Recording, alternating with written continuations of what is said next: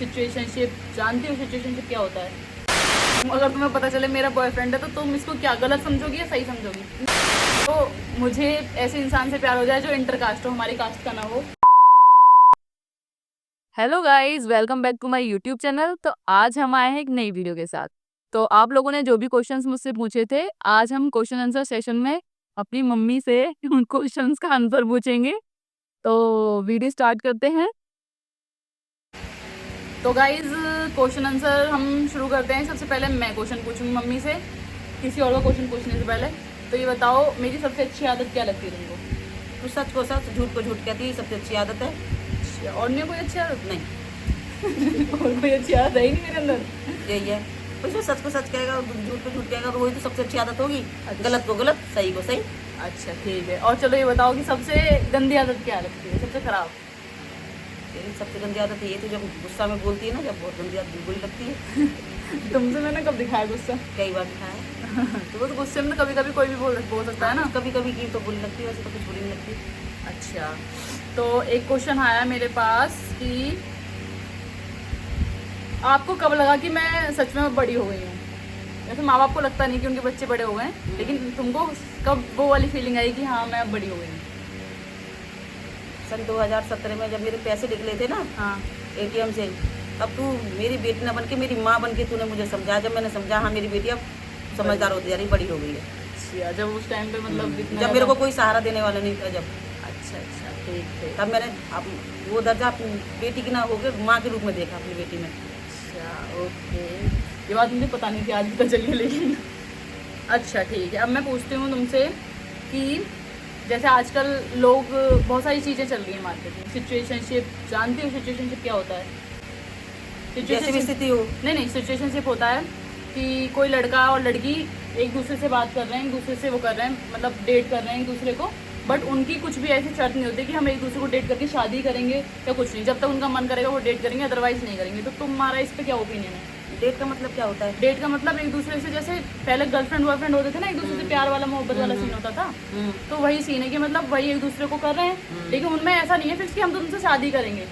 हम मतलब कुछ लास्ट एंड ही होगा इसका। तो इस पर क्या ओपिनियन है तुम्हारा? गलत है, तो ये बिल्कुल गलत चीज़ है ये। अच्छा हाँ, इसको मैं वरीयता नहीं दूंगी, क्योंकि गलत को गलत ही कहा जाएगा। इसको ना तो हम ही समाज स्वीकार करता, ना हम लोग ही करते, ना किसी के माँ बाप भी नहीं करेंगे इस चीज़ के लिए। क्यों उनकी बेटी या बेटा ऐसे रिश्ते में रहे जिसको वो निभा ना सके, ये गलत है मेरी नज़र से। अच्छा, और लिव इन रिलेशनशिप जानती हो? लिव इन रिलेशनशिप जैसे शादी से पहले लड़का लड़की एक दूसरे से प्यार मोहब्बत करते हैं या लव जो भी है, उससे पहले वो मतलब शादी होने से पहले एक दूसरे के साथ रहते हैं। नहीं बेटा, इस बात को भी हम गलत ही व्यक्त करेंगे। बेशक कितना भी शिक्षित समाज हो गया हो, चाहे कितनी भी ऊंचाइयों पर पहुंच रहा हो, कितने भी ये जो फ़ोन चलाते हैं, इनसे जो क्या कहते हैं सोशल मीडिया के थ्रू चल रहा हो, हाँ। लेकिन तब भी ये गलत ही है। अगर मतलब मैं कहूँ कि लिव इन में रह के एक दूसरे को लड़का लड़की जान जाते हैं, फिर उसके बाद वो शादी जैसा बड़ा स्टेप सोचते हैं, जानने की बात बेटा अलग होती है, लेकिन जानने पहचानने की बात एक दोस्ती में भी हो सकती है, पास रह के भी हो सकती है। क्योंकि दोस्ती में प्यार हो सकता है, लेकिन प्यार में कभी दोस्ती नहीं होती है। अच्छा, ये ओपिनियन है। ओके जी। तो अच्छा ठीक है। आइए बताओ कि बॉयफ्रेंड होना गलत बात है या सही बात है? अगर जैसे मैं हूँ, अगर तुम्हें पता चले मेरा बॉयफ्रेंड है तो तुम इसको क्या गलत समझोगी या सही समझोगी? नहीं, यदि किसी भी समय पर कोई भी साथ ना दे रहा हो, चाहे वो बॉयफ्रेंड हो या गर्लफ्रेंड हो, एक दोस्त ही ऐसा चीज़ होती है जो सच्चा दोस्त होगा तो कभी तुम्हारा साथ नहीं छोड़ेगा। नहीं, दोस्त तो एक अलग चीज़ हो गई। हाँ। दोस्त तो जो हो गए, मैं बॉयफ्रेंड की बात कर रही हूँ। जैसे प्रेमी, हाँ हाँ, प्रेमी होना गलत चीज़ है या सही चीज़ है? प्रेमी होना तो यदि कोई निभा सके प्रेम को तो प्रेमी होना गलत नहीं है, लेकिन जो निभा ही ना सके तो प्रेमी होना गलत है। अच्छा, तो क्या मतलब एक स्पेसिफिक मतलब कोई एज की, हाँ मतलब जैसे मान लो मेरी अब 25 साल उम्र हो चुकी है, तो अगर इस एज में मेरे को कोई लड़का मिलता है और मैं उसको बॉयफ्रेंड बना लूँ, तो तुम्हारा क्या ओपिनियन रहेगा? मतलब ठीक रहेगा बनाना या नहीं, अगर वो मुझे निभा लेता है या मतलब मेरे साथ आगे फ्यूचर एक सोचता चाहने है? में और पसंद करने में बहुत फ़र्क होता है। एक चाहना और पसंद करना बहुत आसान होता है, लेकिन उसे निभाना ना बहुत मुश्किल होता है। जो निभा जाए तो कोई इसमें गलत नहीं है, अच्छा, अन्यथा ये गलत ही है। अगर मतलब कोई साथ नहीं दे रहा, अगर शादी हाँ। वगैरह करने नहीं सोच रहा है तो गलत मतलब है। तुम उसे पसंद कर रहे हो, वो तुम्हें पसंद कर रहा है, वो तुम्हें चाह रहा है, ये चाहने से नहीं होता, लेकिन उसे निभाना सबसे बड़ी बात है। मैं तुम्हें यदि निभा रहा है और तुम्हें पता है ये हमारा दोस्त निभा जाएगा बॉयफ्रेंड है जो, तो कोई गलत नहीं है। गलत नहीं है। अच्छा, अब तीसरी चीज़ कि अगर मान लो मुझे ऐसे इंसान से प्यार हो जाए जो इंटरकास्ट हो, हमारी कास्ट का ना हो, मतलब दूसरी जाति का हो, तो इसमें क्या ओपिनियन है तुम्हारा? इसमें कोई गलत नहीं है। कभी राधा की कृष्ण ने जाति नहीं पूछी, कभी कृष्ण ने राधा की जाति नहीं पूछी, राधा ने कृष्ण की जाति नहीं पूछी, लेकिन आज भी उनका अटूट प्रेम जिसको दुनिया स्वीकार करती है, उनकी मिसाल दी जाती है। तो प्रेम में कोई जातिवाद नहीं होता। तो मतलब कास्ट वगैरह कोई इशू कोई नहीं है ना? कोई इशू नहीं है कास्ट में। ओके। बस अच्छा इंसान होना चाहिए, वो इंसान निभाने वाला हो। हाँ। मतलब पॉइंट है कि निभाने वाला होना चाहिए, जात बरादरी से कुछ नहीं होता। ये क्वेश्चन मेरे बहुत सारे दोस्तों ने मुझसे पूछा कि मैं शादी कब कर रही हूँ, या तेरे घर वाले तेरे को शादी के लिए फोर्स नहीं करते हैं। तो इसमें मैं पूछना चाहूँगी कि तुम्हारे हिसाब से शादी की कोई आइडियल एज होती है कि इस उम्र तक शादी कर लेनी चाहिए? हाँ बेटा, एज की उम्र होती है, हर चीज़ का उम्र होती है, हर चीज़ की एक उम्र होती है, एक समय सीमा होती है। आपको आजकल आप बच्चे हो, पढ़ रहे हो, लिख रहे हो, अपनी अपनी उसमें ज़िंदगी में बहुत कुछ आगे बढ़ना चाहते हो, तो इसकी में तो देखो एज की कोई मनी ना भी जाएगी। अगर मैं आप बिल्कुल सेटल हो चुके हो, आपको पता है कि हम यहाँ तक ही सीमित हैं और अब हमें आगे कुछ नहीं करना, तो वो 25 से 28 के बीच में शादी की उम्र होती है। ओके। तो जैसे मेरा तो तुमको पता है कि मेरे को नहीं लगता कि मैं भी सेटल हूँ लाइफ में, ये तो तुम मेरा ओपिनियन जानती हो। तो तुम्हारी तरफ से मतलब मेरे फ्रेंड्स पूछना चाह रहे हैं कि तुम्हारी तरफ से कभी मेरे ऊपर प्रेशर रहा है शादी का, या मतलब तुमने कभी कहा है नहीं तुझे शादी करनी है? नहीं, मेरा कोई प्रेशर नहीं है और कभी रहेगा भी नहीं। जब तक मतलब जब तक मैं अपना सेटल होना हाँ। चाहूँ, अपना बढ़ना चाहूँ तो मैं बढ़ सकती हूँ। उसके बाद अगर मैं अपना सोचती हूँ शादी वादी का तो कोई प्रॉब्लम नहीं है ना? नहीं। सुन लो सब लोग जो मुझसे पूछते हो शादी का, मेरी मम्मी को कोई दिक्कत नहीं है, ठीक है? अच्छा, एक और इम्पॉर्टेंट पॉइंट है कि जैसे मैं भी जॉब कर रही हूँ, कल को मेरी शादी हो जाएगी, तो मैं शादी के बाद अपने बच्चों की परवरिश के लिए अपना कैरियर छोड़ दूँ क्या? कैरियर छोड़ना एक अच्छा ऑप्शन रहेगा मेरे लिए या नहीं? नहीं बेटा, कभी भी नहीं, किसी के लिए भी नहीं। बच्चे तो एक माँ की एक वो होती है, वरीयता होती है कि हर लड़की एक चाहती है जब तक वो लड़की पूरी नहीं हो पाती है तो वो माँ नहीं बन जाती। लेकिन ये कोई सोल्यूशन नहीं है कि बच्चों के लिए जॉब छोड़ दी जाए। तो जैसे बच्चों की परवरिश वगैरह में दिक्कत आए तो उसके लिए सब एक दूसरे में अपने होना चाहिए। जितनी माँ की जिम्मेवारी पिता की जिम्मेवारी नहीं होती उसमें, दोनों यदि करेंगे तो कोई कंप्रोमाइज़ करके हो जाती है। तो मतलब ऐसा नहीं है कि कैरियर छोड़ना ही पड़ेगा? नहीं, ऐसा कुछ नहीं। तो मतलब अगर तुम मुझको ये एडवाइस देना चाहो तो क्या मैं लाइफ में ऐसा कभी मेरे साथ बच्चे हों या कुछ भी हो और मैं हडल्स में हूँ तो क्या मैं अपना कैरियर छोड़ूं? नहीं, कभी नहीं छोड़ना। क्योंकि कैरियर छूट तो जाएगा लेकिन पाना बड़ा मुश्किल हो जाएगा उसे। जब तो बच्चे छोटे हैं, जब तो उनके पीछे छोड़ दे, जब वो बच्चे बड़े होंगे, जब तुमसे पूछेंगे कि तुमने हमारे लिए क्या करा, फिर क्या जवाब दोगे? यदि कैरियर तुम्हारे पास है, अपना तुम्हारी कोई जॉब है, कुछ है, तो उसके बलबूते तुम जीत बोल जाओगे। ठीक है।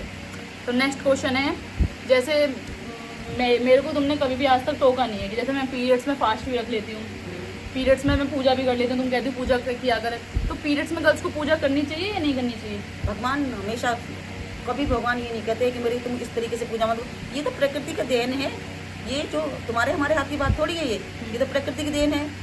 किसी भी ग्रंथ में किसी में उसमें नहीं लिखा हुआ कि यदि हमें पीरियड आ रहा हो या हमें माहवारी आ रही हो तो हम पूजा नहीं कर सकते। जब मन शुद्ध है तो सब शुद्ध है और अन्यथा कुछ भी नहीं है। चाहे ये तो भगवान ने हमें ऐसे दिया है, एक औरत लेडीज़ के लिए एक ऐसा गिफ्ट है ये कि इसकी बिना तो औरत पूरी नहीं। जब ये नहीं है तो कुछ भी नहीं है। हाँ, वही है ना कि लाइफ को एक जन्म दे रही है औरत, तो उसका तो हम वेलकम हाथों में कर रहे हैं। हाँ, तो उसको हम गलत गंदा कैसे मान सकते हैं जिसके ऊपर सारी दुनिया की ये प्रकृति चली आ रही है। सही बात है। और तो अच्छा, एक क्वेश्चन और है कि ये तो मैं ही पूछ रही हूँ खुद से कि अगर जैसे तुम हो, अभी तो मेरी एक जॉब है जो है कि मतलब कुछ नहीं मिला तो कुछ मैं कर रही हूँ, मतलब मुझे अपने मतलब एक एज अ फ्यूचर में तुम मेरे लिए क्या सपना देखती हो कि मैं क्या बनूँ, कि मैं अपनी लड़की को ये बनते हुए देखना चाहती हूँ, मैं लड़की को ये इस रूप में देखना चाहती हूँ कि मेरी लड़की इतनी सक्सेस हो, या क्या मतलब क्या देखना चाहती हूँ?